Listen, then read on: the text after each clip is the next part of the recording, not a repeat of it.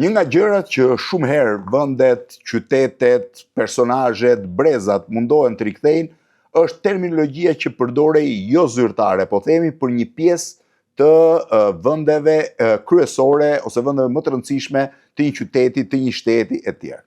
Në Tiranën e viteve, po themi 50-60, në një vend të shtypur nga diktatura, në një vend ku kontrolloi gjithçka, kishte një problem të madh. Shumë gjëra thuheshin me humor, shumë gjëra kontestoheshin me humor dhe shumë gjëra, si thuash, në një farë mënyre ironizoheshin përmes humorit. Një nga gjërat më interesante të humorit ishte që kishte një sër epitetesh për vendet kryesore të Tiranës, të cilat e kishin marrë këtë epitet në raport me mënyrën se si funksiononin këto vende dhe se çfarë ju kujtonin njerëzve këto vende.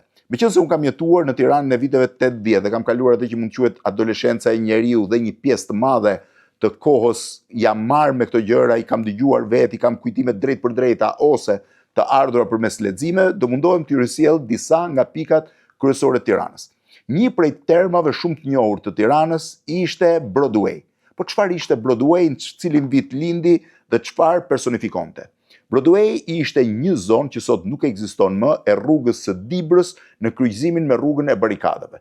Dikur një nga rrugët më të bukura në Shqipëri, rruga Barikadave, më herët rruga Mbretërore, që në kryqëzimin e saj kishte bombonerinë e famshme të Rekës, përpara saj kishte bibliotekën ose librarinë Lumo Skëndo, të Mithat Frashërit e tjerë, që me kalimin e kohës ishte rënuar, kishte Bella Venecian, një pasticeri që kështu quhen kohën e Italisë sepse më pas ishte thjesht ëmbëltore, ishte një nga rrugët më të rëndësishme në Tiranë. Ajo kryqëzoi me rrugën e Dibrës aty ku ishte mapoja e madhe ose mapoja kryesore e Tiranës, një koncept dyqani që duhet ishte ardhur në kohën e Italisë dhe që ishte mjaft aktiv mjaft i rëndësishëm, pra edhe aktiv në shitje në tregti në vitet e komunizmit. U quajt Broadway sepse një pjesë të rinj, të cilët kontestonin regjimin komunist, rrinin në mënyrë tipike në kryqëzimin midis rrugës Dibrës dhe rrugës Barikadave me orë të tëra. Ky ishte një nga stilet e zakonshme të qëndrimit në Shqipëri, uleshe dhe qëndroje me kohë atje. Ky grup të rinj, të cilët rrinin duke folur kundër komunizmit, aq sa mund të flitej kundër komunizmit, duke himnizuar Amerikën, gjithmonë në nz sepse po të kapnin përfundoje burgjeve dhe shumë prej tyre kanë bërë burgje të zgjatura, që mundoheshin ndiqnin modën, duke mbajtur kputucët pak më moderne, flokët pak më të gjata, i dha emrin kësaj zone Broadway. Broadway është i famshëm edhe për librin e Ismail Kadares, Dimri vetmis madhe, ku përshkruan këta të rinj të Broadwayt.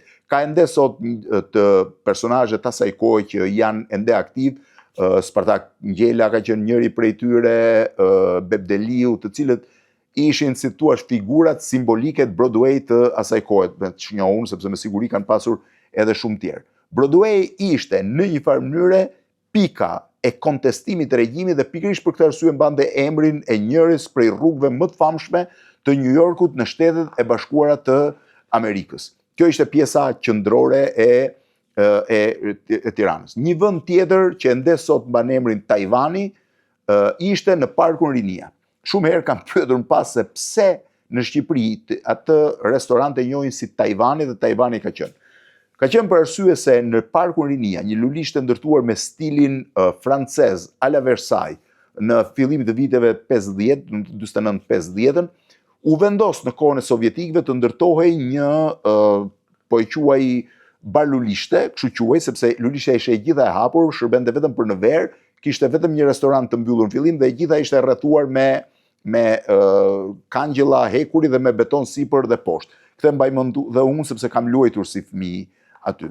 Po meqense kjo bar lulishte ishte e vendosur në mes të një lulishte dhe ishte e vetme dhe jepte formën e një ishulli, pra të krijonte idenë një ishulli, në Tiranë filluan ta quajnë Tajvani. Po pse Tajvani dhe jo në një emër tjetër? Kam përshtypjen që kjo kishte të bënte me një lloj kontestimi ndaj politikave pro-kineze maoiste të qeverisë së Enver Hoxhës diku në vitet 60. Pra njerëzit që nuk e pritën mirë prishjen në Bashkimin Sovjetik dhe lidhjen me Kinën, vendosën ta quajnë këtë pjesë të Tiranës Tajvani edhe si një lloj proteste, po themi ndaj Kinës, e cila ishte një problem përplasje shumë të madh me Tajvanin e asaj kohe. Kështu që Tajvani vijonte të mbetej një qendër e rëndësishme, ende sot në Shqipëri i thon Tajvani, pra është i vetmi që e ka ruajtur sërish emrin, Broadway nuk ekziston më, po Tajvani vazhdon të ekzistojë.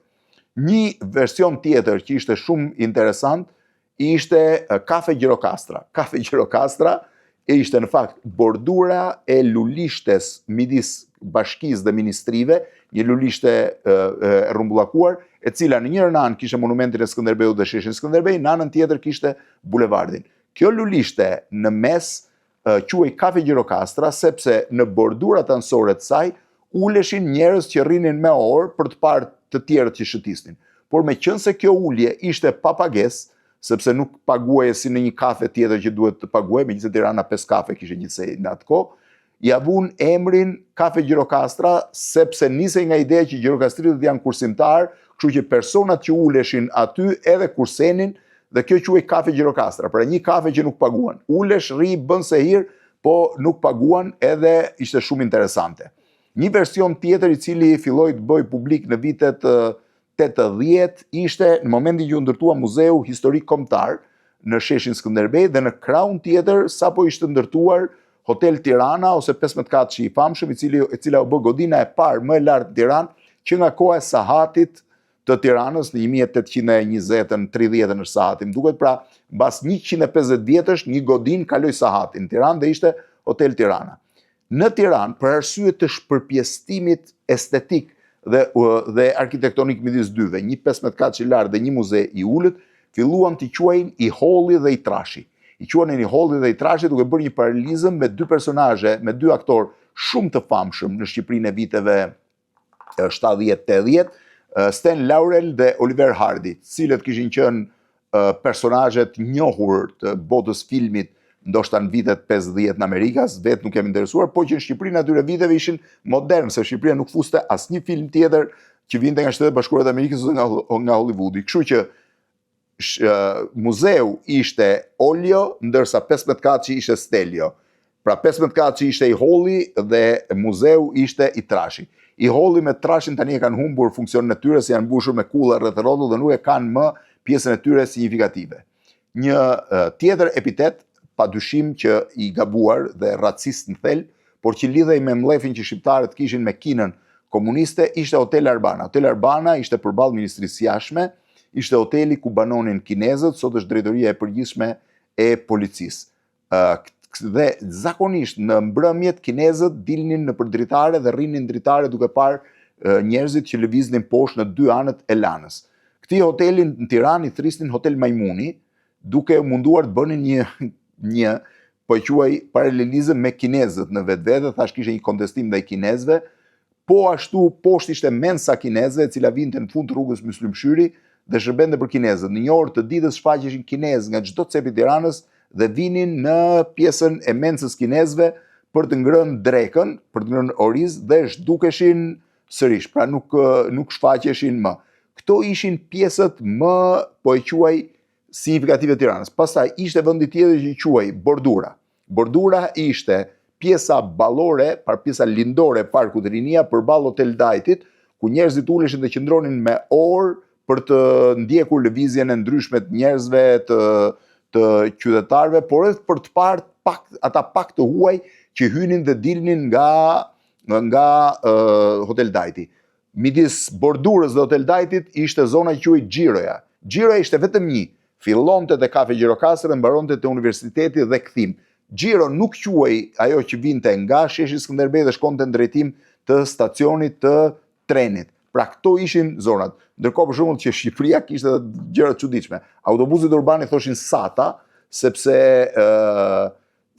në vitet e Italisë, Sata ishte Società Automobili Transporte Albania, pra një shoqëri për transportin publik në Shqipëri, që e kishte emrin Sata dhe ende deri në vitet 80 autobusit i thoshin Sata. Kjo është pak a shumë etimologjia e Tiranës viteve 70-80.